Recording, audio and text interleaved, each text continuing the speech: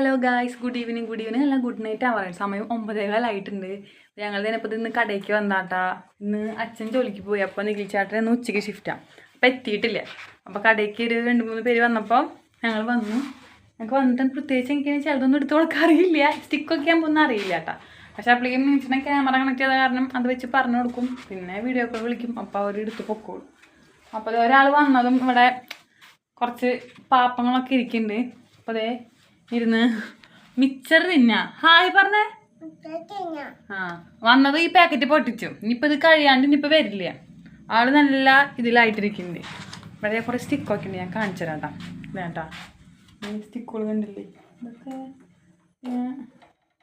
നല്ലതാ വേട്ടാ. നമുക്ക് ഇവിടെ തന്നെ വെക്കാം. പിന്നെ എന്നിട്ട് ഇതിപ്പോൾ ഇന്ന് വന്നാട്ടെ, പുതിയൊരു ഐറ്റമാണ്. ഇതേക്ക് എടുക്കാനൊന്നും കിട്ടണില്ല. ഞാൻ വന്നപ്പോഴാണ് കണ്ടേ. ഇങ്ങനത്തെ എന്തോ ഒരു സംഭവമാണ്. അമ്മേ ഞങ്ങൾ വെച്ചു. ഇത് ഞാൻ കുറേ ഫ്രോഗ് ഉണ്ട്, നമുക്ക് കണ്ടില്ലേ, കുറേ ഫ്രോഗുകളുണ്ട്. ഇതേ ഞാൻ ഓരോന്നോരോന്നെടുത്ത് കാണിച്ചു തരാം. ഇത് എന്താ അതേനാ കണ്ടില്ലേ, ഇതൊക്കെ ലൂക്കാനാടി കേട്ടാ. അപ്പോൾ നല്ല ഇതാ, കാരണം എല്ലാവരും വന്ന് മേടിക്കുന്നുണ്ട്. ഇത് അപ്പുറത്ത് തന്നെ പുഴയായ കാരണം കുഴപ്പമില്ല. കാരണം പുഴയ്ക്ക് വരുമ്പോൾ ആൾക്കാർ ഇങ്ങോട്ട് വരും. കണ്ടാ കാണുന്നത് അങ്ങനെ നോക്കുമ്പോൾ കാണാൻ പറ്റില്ല. ഇരുട്ടാട്ടാ.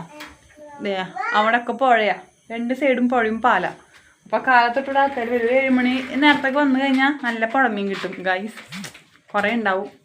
അതിന് വൈകുന്നേരം നേരത്ത് വന്നാലും ഉണ്ടാവും. പിന്നെ തന്നെ ഇവിടെ കുറേ ഉണ്ട്. ഇതൊക്കെ എന്തോ കണ്ടാ, ബൈക്കാസ്തറിയിൽ അങ്ങനെ എന്തൊക്കെ സംഭവങ്ങൾ കണ്ടാ. ഇതൊക്കെ നല്ലതാണ്.